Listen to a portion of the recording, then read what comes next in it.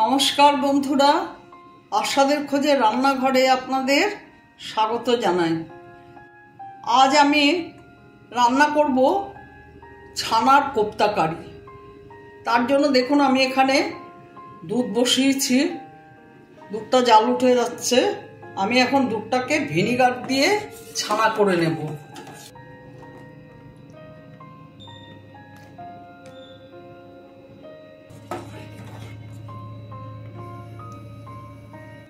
এখন ছেঁকে নেব।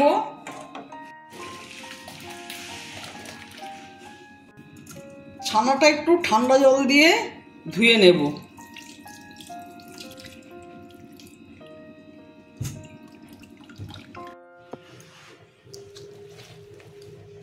আমি এখন কোপ্তাগুলো করব। প্রথমে ছানাটা ভালো করে মেখে নেব। ছানাটা ভালো করে আমি মেখে নিয়েছি। এবার এর মধ্যে সব মশলা দেব। অল্প হলুদ দিলাম, জিরের গুঁড়ো দিলাম, ধনের গুঁড়ো দিলাম, শুকনো লঙ্কার গুঁড়ো দিলাম, স্বাদ মতো নুন দিলাম, চিনি দিলাম, গরম মশলা দিয়ে দিলাম। এবার এর মধ্যে আমি 2 চামচ ময়দা দিয়ে দেব।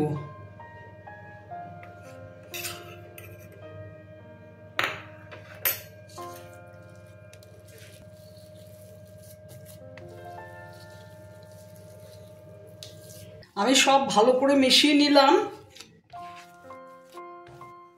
এবার ছোট ছোট বল করে নেব।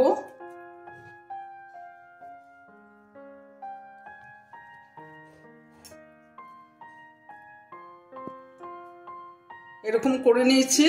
এখন আমি গোল গোল করে কোপ্তাগুলো তৈরি করে নেব।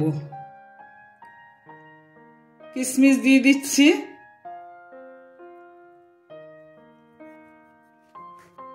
এই দেখুন এইভাবে করব।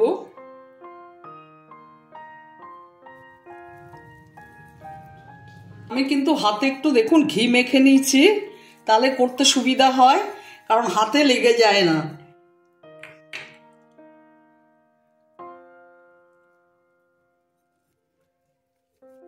আমি সমস্ত কোপ্তাগুলো এইভাবে করে নেব।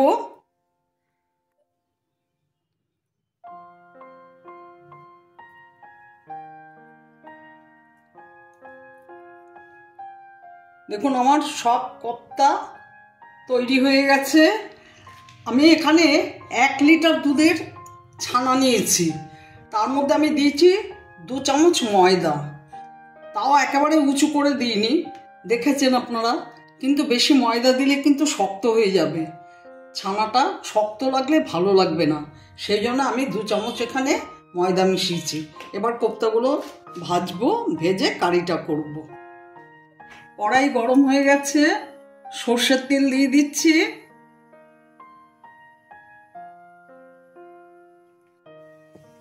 তেল গরম হয়ে গেছে, কোপ্তাগুলো ছেড়ে দিচ্ছি।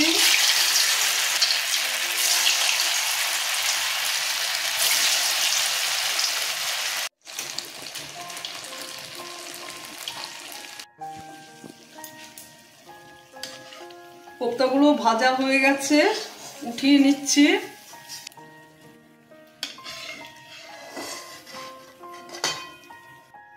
আবার ছেড়ে দিচ্ছি।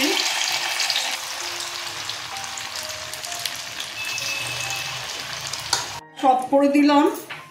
আমার সব ভাজা হয়ে গেছে।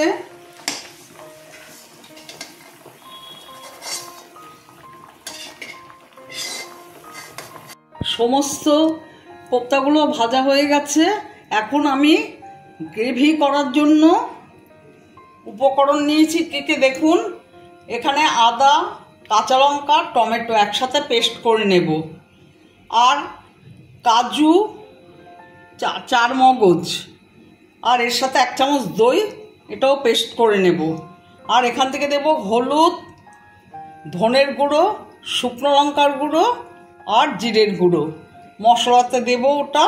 আর ফোড়নে এই যে শুকনো লঙ্কা, তেজপাতা, এলাচ, লবঙ্গ, দারচিনি, জিরে ফোড়নে দেব। আমি এখন প্রথমে এটা বেটে নেব। সর্ষের তেল দিয়ে দিয়েছি।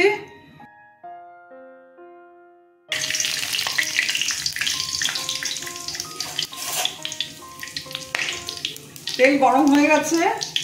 আমি শুকনো লঙ্কা, তেজপাতা, দারচিনি, ছোট এলাচ, লবঙ্গ, আদা, কাঁচা লঙ্কা, টমেটো ছেড়ে দিলাম।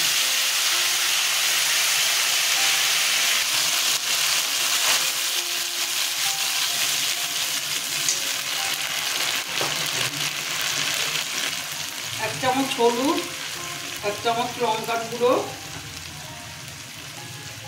এক চামচ জিরের গুঁড়ো, এক চামচ ধনের গুঁড়ো দিয়ে দিলাম।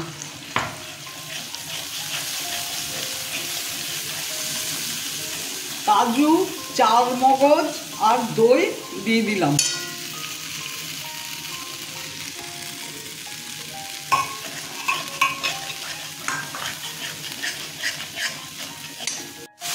আন্দাজে মতো নুন দিয়ে দিলাম।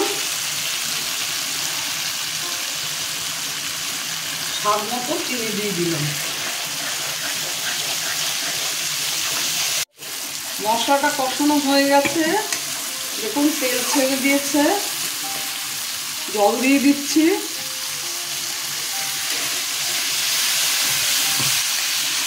আর একটু জল দেব।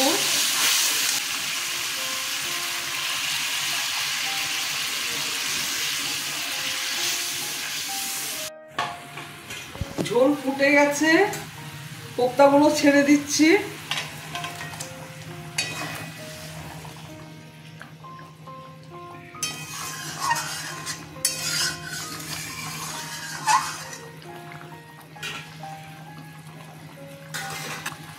একটু ঢেকে দেব।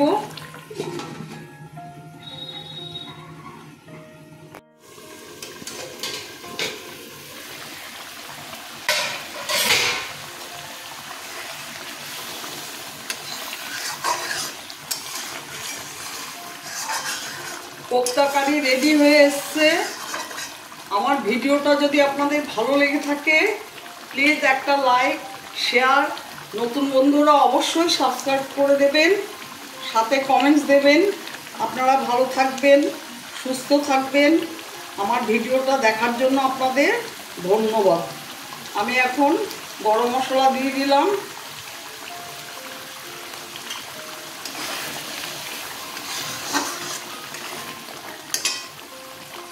এক চামচ ঘি দিয়ে দিলাম।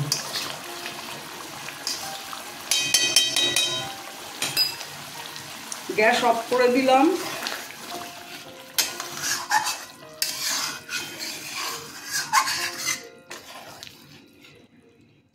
মিনিট দুয়েক ঢেকে রাখবো, তারপরে সার্ভ করে দেব।